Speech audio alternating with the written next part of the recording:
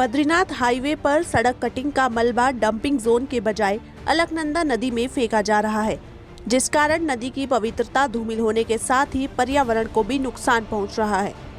रुद्रप्रयाग के निकट नदी किनारे जगह जगह मलबे के ढेर लगे हुए हैं। नदी में मलबा फेंके जाने से स्थानीय लोगों के घाट और पैदल रास्ते भी क्षतिग्रस्त हो गए हैं।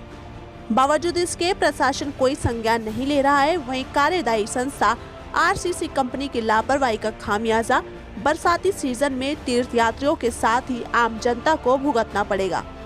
बता दें कि चारधाम यात्रा के निकट आते ही बद्रीनाथ हाईवे पर ऑल वेदर परियोजना के तहत कटिंग का कार्य शुरू हो गया है।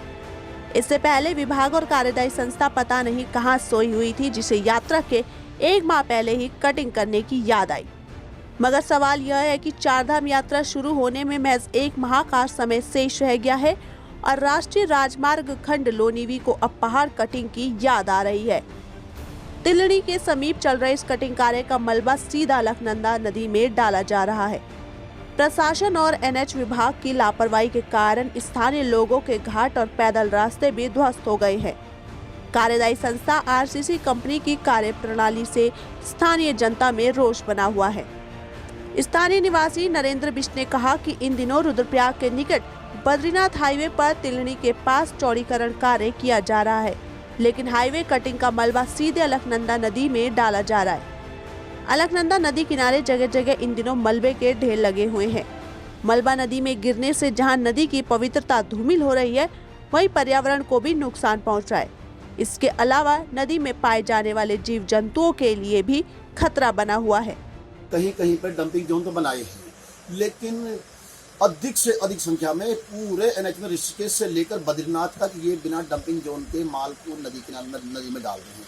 यहाँ तक कि कई लोगों के अपने जो खेत और खलिहान भी थे वो भी बर्बाद हो चुके हैं। कई लोगों के हमने देखा, जैसे कि शिवपुरी आगे तुम्हारे शिवनंदी में, वहाँ पे लोगों के अपने पुरानी पैतृक जमीन भी थी, लेकिन उन लोगों ने बिना पूछे वहाँ भी उनको नुकसान करने पर हो रही। और जगह जगह देखा मैंने कि जैसे नरकोटा में, ऊपर दिल्ली में या कहीं जगह पे उन लोगों के पुराने जो अपने पैतृक घाट भी थे उनको भी बर्बाद कर दिया इन लोगों ने। तो निश्चित रूप से इनकी एक मनमानी चल रही है, इस पर कोई लगाम कसने को तैयार नहीं है। कई बार जनता ने इन बीच पे आवाज उठाई कि भाई ये चीज़ नहीं होनी चाहिए, दूषित नदी प्रदूषित हो रही है, नदी में तमाम अब जैसे डैम बन चुके तो नदी का स्तर भी ऊँचा उठ रहा है। तो इस पर इन्होंने सोचने की बात नहीं की और न समझने की बात की।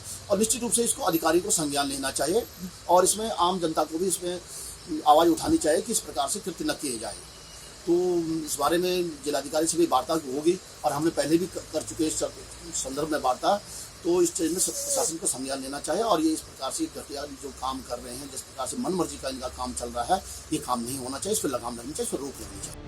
मलबा डालने के लिए डंपिंग जोन चिन्हित किए गए हैं, लेकिन मलबे को डंपिंग जोन में डालने के बजाय सीधे नदी में डाला जा रहा है। नदी में डाले जा रहे मलबे के कारण बरसात में भी खतरा पैदा हो सकता है। वहीं जिलाधिकारी रुद्रप्रयाग मनोज गोयल ने कहा कि यह एक गंभीर विषय है, इसकी जांच करवाकर तत्काल रूप से कार्रवाई की जाएगी। ये एक गंभीर विषय है जो आपने उठाया, इसकी तत्काल जांच करवा के इसमें नियमानुसार आवश्यक कार्रवाई तत्काल करवा दी जाएगी। रुद्रप्रयाग से समय साक्षी के लिए अंकित चंद भट्ट की खास खबर।